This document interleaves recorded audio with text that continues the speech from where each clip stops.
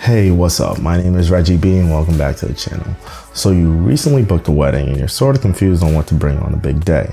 Don't worry, we've all been there and it's an extremely nerve-wracking experience to photograph a wedding. So in this video, I'm going to be going over the essential camera equipment that has gotten me through many weddings. And although I frequently mention weddings in this video, the camera equipment you bring to a wedding can easily be used towards any big event. But once again, welcome to my channel where I discuss a wide variety of photography and videography tips along with some gear review. So if you find this information informative or entertaining, please hit that like and subscribe button. It would really mean a lot to me and my channel. So with that being said, let's get right to it. So before every video, I like to tell a quick story about the things that I've experienced while navigating through this business. And with these stories, I explain my exact thought process and exactly how I was completely wrong.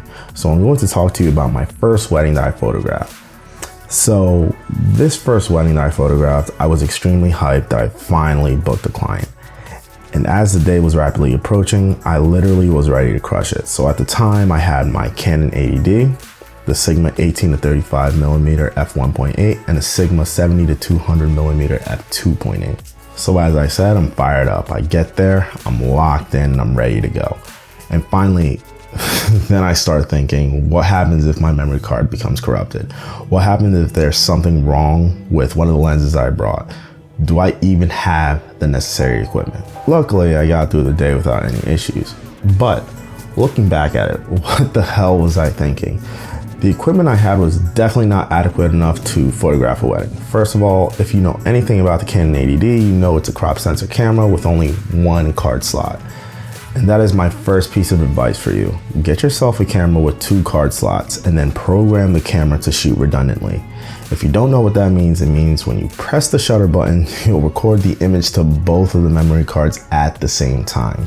So this way you always have 2 copies of every photo taken.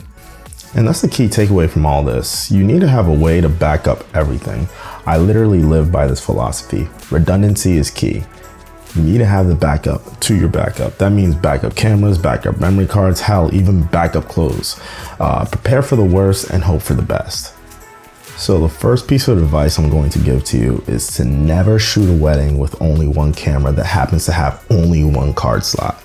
So if we are starting a wedding photography business from scratch, the first thing I would do is focus on getting a camera with dual card slots. And I'm sure if you're just starting out, your budget is a little tight. So I would then just simply rent a second identical camera. Trust me, the peace of mind and versatility it gives you is totally worth it.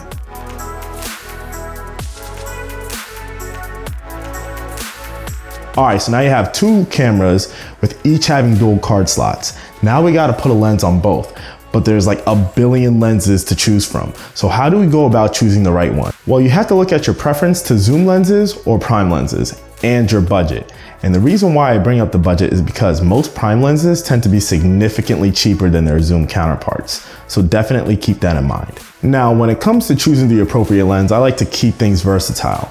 On one body, I'm going to have a wide angle lens, and on the other, I'm going to keep a telephoto lens. Now, let's say you had absolutely no choice but to bring only 2 lenses for the wedding. You have either 2 options to choose from. Either you could choose from the prime option or the zoom option. Both have their pros and their cons.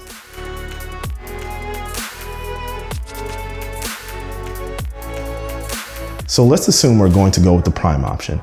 I would choose to go with a 35mm f1.4 and an 85mm f1.4. A 35mm lens is a perfect balance between wide and normal focal length.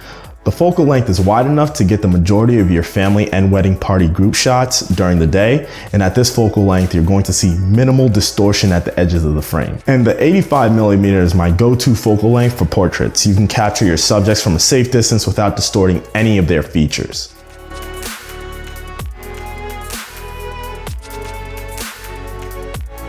Now let's assume we're going to go with the zoom lens option. I would reach for a 24 to 70 f2.8 and a 70 to 200 f2.8. Honestly, with this combination, you can cover all the major events of the wedding. And the 70 to 200mm will become your best friend during the ceremony when you want to be very subtle. You can hang back and zoom in on the bride and the groom without being in any of the action. Or You can get into the action and get a wide variety of images using the 24-70. Now, the only problem with these zoom lenses is that the maximum aperture of these lenses tends to only go as wide as f2.8 compared to the f1.4 that most prime lenses can go to. There are some lenses that are an exception to this rule, such as the ridiculously expensive and completely awesome 28-70mm f2 RF lens from Canon. This lens is my bread and butter and it rarely ever leaves my camera, but when I say ridiculously expensive, at the time of this recording, this lens costs $3,099 US plus tax. Absolutely worth it, but your wallet will definitely be mad at you for a long while. Now, if I had to choose one more lens to add to this 2-lens lineup, I would choose to cover the portion of the focal length that needs the most coverage.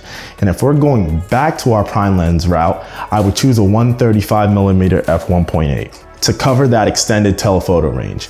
I would leave this on my camera when I'm photographing the ceremony or any portion of the event where my mobility is limited. You can also leave this lens on your camera when doing portraits for sure. The 135mm is one of my favorite lenses to take portraits with because at this particular focal length, there tends to be a crazy amount of compression that really enhances the images and makes your subjects pop. And if I had to choose one more zoom lens, I would top off the trinity of lenses with the 16-35mm f2.8. Now this lens is a little particular because I rarely ever go down to 16mm due to the extreme distortion at the edges.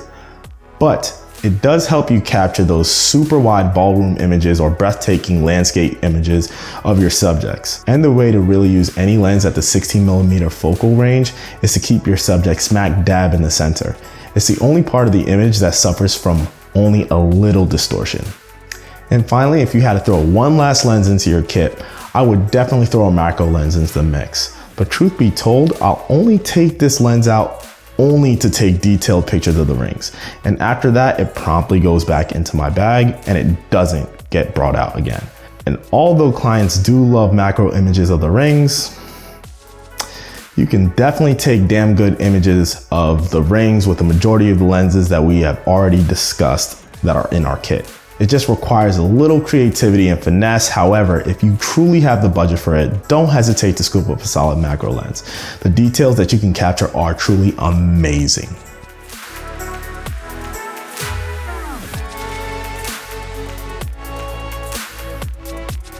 So the main question that you have to ask yourself is, what are you going to run with, prime or zoom lenses? So I'm going to be honest with you, the scope of that question is much bigger than I want to address in this video, but I will add this little tidbit. As I previously mentioned, versatility is key. And having the ability to cover a wide range of focal lengths is truly amazing and opens up your options quite a bit. The only problem with zoom lenses is that they typically lack a crazy wide aperture that the prime lenses have. But let me ask you this, how often do you shoot completely wide open? Personally, if I'm shooting portraits of only one person at a time, my aperture is typically 4.0 and below. If it's more than one person, I'm generally shooting at 5.6 to 8.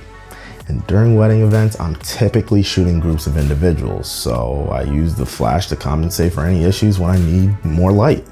And the reason why I avoid stopping down is because I absolutely hate getting someone's eyes in focus, but their nose is out of focus. Or the bride is in focus and the groom is out of focus. It looks amateurish and it's just a personal pet peeve of mine. So those are my picks for lenses during weddings. I tend to gravitate towards zoom lenses that cover a wide variety of focal lengths, so I'm always covered. So if you made it this far in the video, I just want to say thank you and I appreciate you. Please don't forget to hit that like and subscribe button for more upcoming content. With much love, peace.